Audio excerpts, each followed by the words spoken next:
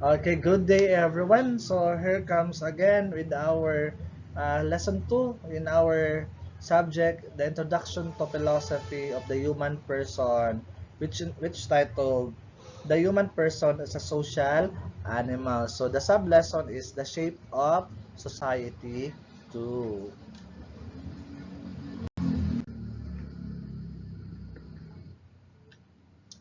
So how do people form and shape their society? So this question, how do people form and shape their society? So in this lesson, we will discuss how people influence the formation of our societies or their societies, and how society also shapes people's lives.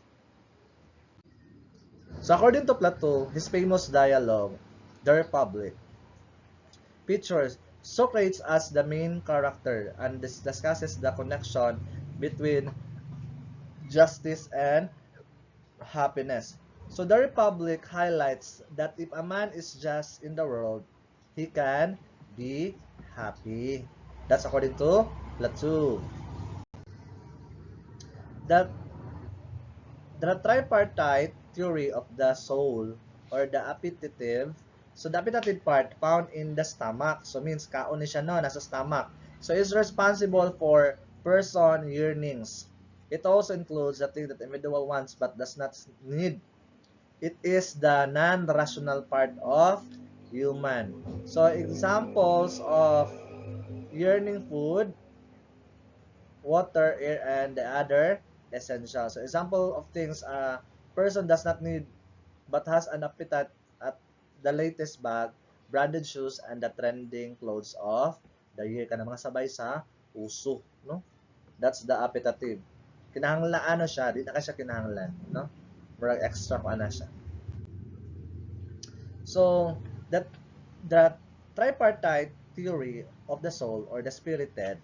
So the spirited part found in the chest part, it is responsible for the person, will, choices, and determination. This is also a non-rational part. So for Plato, the spirited part of the soul is non-rational part of the. So but it is nevertheless the ally of the rational part. So it means that the spirit of the soul whose whose virtues is courage, regulates the appetitive part. For example, a person has an appetite for fame and power. But if this person has a strong spirit and will, then this person could easily be rational in avoiding corrupt ways to achieve fame and power. So kumbaga mara siya nasi Panginoon no, na side na the spirited. Okay, so the tripartite theory of the soul, the rational. So the rational part found in the head.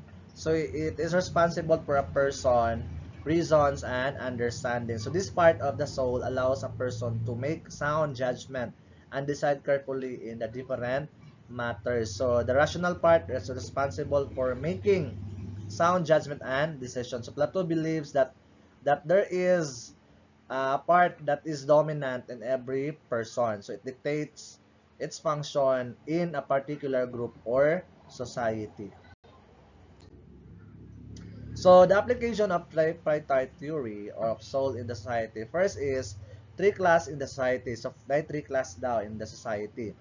First is the ruling. So dominated by reason and sound judgment. Ikaduha, the second one is the military class, dominated by determination and honor. And the third one is the general public, dominated by desires and needs. According to Plato's theory, the different classes and function in society are due to the dominant part of the function in the individuals.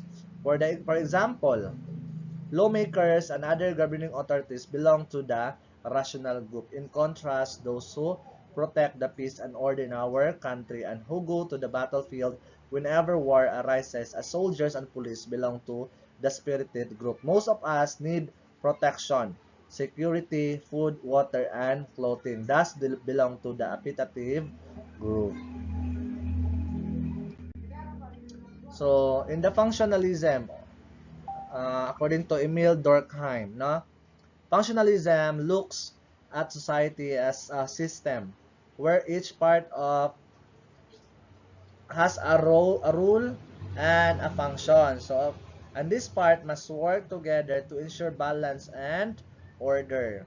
So, functionalism determines that the society is composed of different organizations and institutions that need to work together to maintain equilibrium. So, nasa equal balance daw, no? In order for to have the equilibrium. That's the functionalism. So, so the collective consciousness, the people's shared values, custom, beliefs, and tradition form the basis of the formation of society. These shared values are also passed down to different generations and are instrumented to the continued function of the society. Do you agree that our customs, our tradition reflect our shared values? Let us hear our thoughts on this matter. Okay. In a one half crosswise paper, and after answering this task, you submit to another to your class president for the consolidation. So, um, individual activity. This is an individual test. So, you determine at least three common beliefs, attitude, common beliefs, three attitudes, and three values that naanin nyo, no? Dili siya i-share, individual din siya. So imagine that you are forming an organization. What will be the organization aim, its rules, and each member's role? Okay. Once you have determined your common values, imagine that you are forming an organization. So identify the aims and internal rules of the organization and the rules of each member. So how did your common values affect the rules of the organization you establish? Can an organization function and flourish if members have different values, beliefs, and attitude? You explain your answers.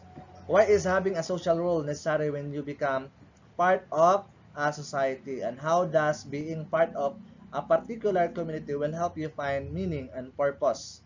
So that how you answer this task, no, in a one half crosswise paper. So, according to Thomas Hobbes, believe that the interaction between individual is based on equal opportunities and mutual confidence.